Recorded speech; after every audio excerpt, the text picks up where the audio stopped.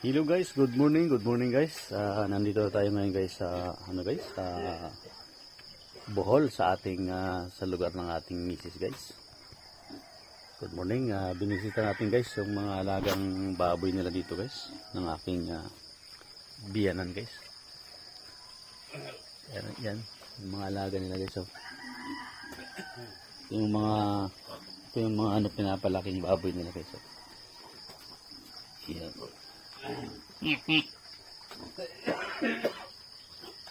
Yan. Tapos hanggang dito. Yan guys, yan. Ito yung kanilang mga inaalagaang mga baboy na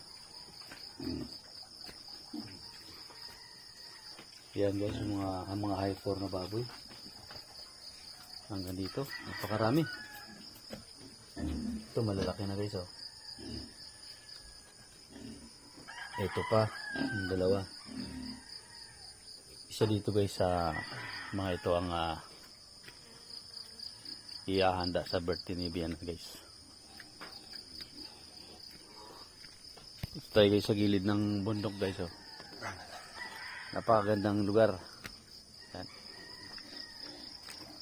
Maraming puno. Yan. Yan guys, si Bian ano.